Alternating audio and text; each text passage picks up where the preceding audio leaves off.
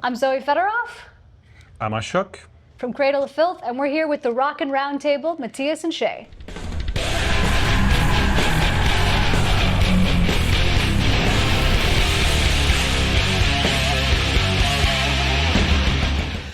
So, let's get started. So, thank you so much for taking the time to meet with us, the Rockin Roundtable, and also congratulations to Mr. and Mrs. Šmerda. Is that how you pronounce it? Yeah, Šmerda. Šmerda. Is Czech. Yeah. Pronunciation is S with the silly V. Yeah. I mean, I should know this since I'm from Europe, but I just went from one silly name to another, you know, according to most Americans. So. And also congratulations to the new album, Screaming with the Valkyries. Thank you. That's your first, right? Mm-hmm. And you've been in the band since 2014. 2014, yeah, correct. So is this your third or fourth? Fourth one. Yeah. Yeah. Great. And we have been listening to it rigorously, and we are so impressed. I mean, as you know, we've done a couple of reactions as well. So exciting times. And when it comes down to, you started in 2022. And how was that process for you to join the band? And how was your process to join the band? Well, I actually know how you joined because that was the European tour that you joined the band. Zoe? I got a call a month before their US tour was supposed to start. So it was very last minute. I was friends with their previous tour manager and his girlfriend. Okay. And so the position opened up at the last minute and they gave me a call and said, hey, in a month, could you learn all these Cradle of Filth songs and tour with Cradle of Filth? And I was very scared and nervous. I was like, sure, I mean, why not? So I went, actually the last show I ever saw before I met the band was here at the Wiltern. So I drove to LA to meet them a month later, keyboard in my car, and I came to see Amorphous here at the Wiltern to kind of clear my head before I met them. And then I met the guys, and what was really helpful and what took away a lot of my nerves is I instantly fell in love with this guy. So, and now we're married, so that paid off quite well, I would say. But that helped, because I joined the band and I also met my future husband at the same time, so. Awesome. So you were together before you technically got started with the band, or? No, we met the first day I joined the band. Oh, okay. It was instantaneous, and it made things a lot easier. So. That's a good start. What a blessing, right? Very much so. Very, very much so. That's wonderful. Yeah, I think my parents were just like, "What was it like meeting the band the first time?" And I'm like, "There's a really cute guitarist." So. I love that. Yeah, and I mean, were you fans? Both of you, you know, with Cradle of Filth before you got started, and were you just kind of listening? Yeah, actually, Martin, the drummer, introduced me to the Cradle music around the release of Cruelty and the Beast back in 1998. He played it for me in a venue we used to, which doesn't exist anymore, but we used to frequently visit. And I was like, wow, this is something. He was a fan for years before, you know, Blasting, Principle, and Dusk Records, and Vampire EP. So he played the Cruelty and the Beast for me, and I was like, wow, this is something fresh, something new. So I've been a fan since then. Yeah, I got introduced to them in high school. A friend handed me a copy of the Midian album, which of course is really gothic and atmospheric, and I was like, this is really gorgeous. You know, that was the most gorgeous side of Cradle of Filth. So I've been a fan since about, I'd say 2005, 2006. Yeah, and that's the thing with the band, with the music you write. It's so beautiful. It's like the gothic and also the screams. I mean, I think Danny Filth has a very unique voice that is, you know, so special, and that was really makes the music so good, in my opinion. Obviously all the music, but it's just so exciting to listen to his screams. I'm like, nobody sounds like him. Nobody sounds like Dan. It's just him. Yeah, and then you combine it with what a great lyricist he is, and then you always know when it's Danny Filth. Always. Yeah, no, I agree. And so now you're married. What's the plan? So you're moving to the US? Yeah, I've been here for a couple of weeks, months. Yeah. Yeah, we we plan to divide our time Yeah. between US and Europe, because I still have my apartment in Czech Republic. Depends on the band's plans, Right, because yeah. there's two European runs this summer. Mm-hmm. So we're gonna stay in Brno, my home city, in between. Yeah. Makes sense. Well, that makes sense. And I mean, I'm sure you know Johan and Kim.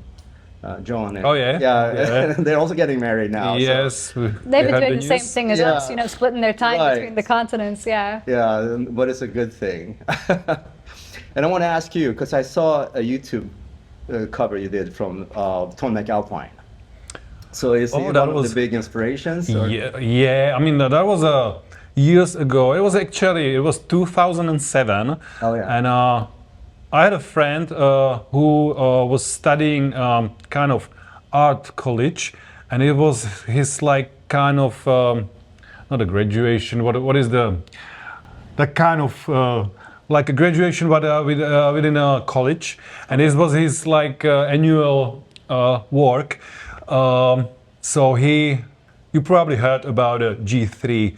Oh, yeah, yeah. So it was his plan to do something like that in Brno. So he asked me and two of my other guitar buddies if we can do that, and so we played some covers because we didn't have our own solo material, and then we did like kind of like a jam with a full band, all three guitarists, kind of G3 model. Yeah. So one of the songs I've chosen was "Tears of Sahara" by Tony McAlpine. This is my all-time favorite tune from him. So Tony McAlpine, definitely big inspiration, genius musician, also genius keyboardist. He can play same stuff on keyboard as on guitar. Yeah.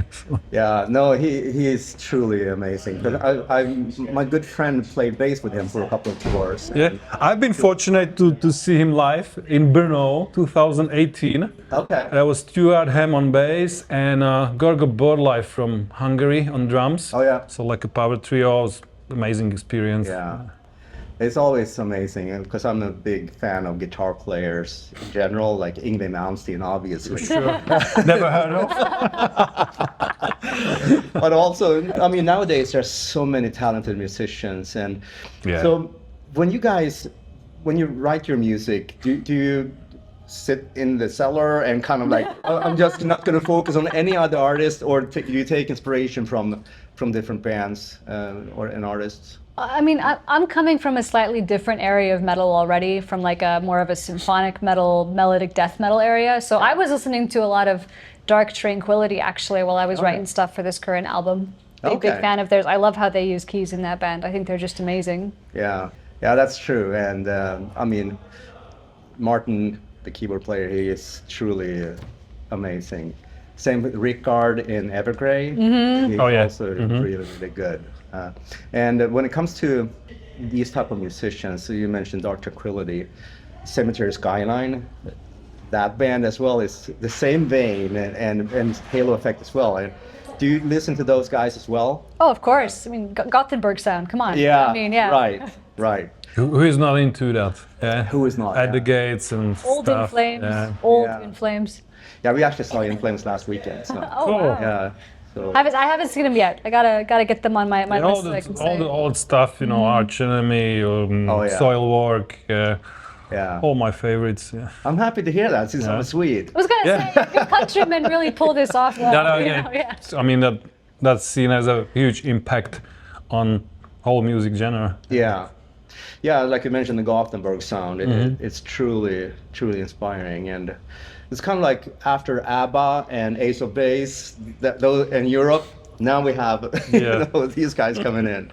But on a tangent of that, that's why when I record vocals for my other projects, I record with a Swedish producer. Oh, you do? Because he has his understanding of vocal harmonies, which I'm going to say ABBA has like gotten into your water system or something. I swear to God, because all the Swedes I work with are just, they really understand melodies and harmonies to like the nth degree when it comes to vocals. Yeah. So.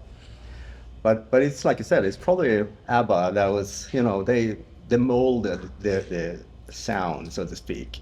Whether it's rock music or pop music, it's just, something in the water up there. That's true. So let me ask you another question. So you're rock fans, obviously, musician fans in general, and music fans, but what was your first concert, like a big concert you ever attended? You go first. Must be, yeah, definitely Metallica in 1993 in my home city. It was the first big event after the Iron Curtain. Yeah. Was a stadium. I think it must have been maybe one of their biggest attendance on that tour, because it was stadium. It was full for 60,000 people. Yeah. Oh, wow. So yeah, that was my first like big Not show. a bad start. That's a good one. I don't know if I can beat it, but my first one was Rush. My dad took me when I was 13 years old. That was my first big concert, and since then, you know, all my big concerts have really been with my dad, Iron Maiden, etc. But my first big one he took me to was Rush. It was awesome, absolutely insane. I never got to see Rush. Oh, Me neither. Yeah. 4 times. Before, oh wow. My dad was good. Oh, yeah. Good parenting there. Yeah, we talked about it. Faye and I talked about it as well. Her first one was Kiss. Yes. That's a another good one. That's, Which year? 1978. Ooh, I was like 12. You're not that that was old. I think I was 12. was that what was that Dynasty Shit. tour?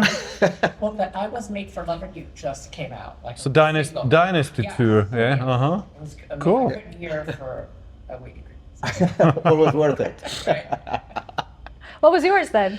Mine was 1984, Last in Line, Dio. Oh, Ah. that's a good one. Yeah, and Queensryche were the openers before they even had the Warning out. So they only had the EP. The first EP. Yeah, the Queen of the Reich. Yeah. I'm not sure who has the best between the Yeah. four of us now. They're all really Well, they're good. I mean, I'm envious of both Kiss and Rush, I have to say. Woo. And I saw Metallica the first time was very late. I lived in Austin, Texas. It must have been X Games 2014, I think. Mm-hmm. So they were headlining there. That was the first time I saw Metallica. And then we see them a couple of times after that. But yeah, it's exciting.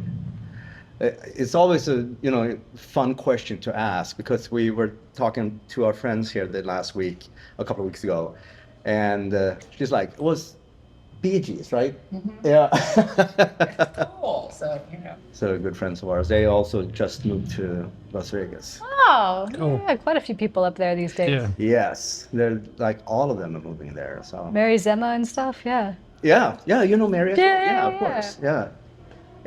So Carlos and Mary, they are good friends of ours as well. So So I haven't seen them since they got married, actually. Give them my Oh, you best. haven't? Yeah, yeah.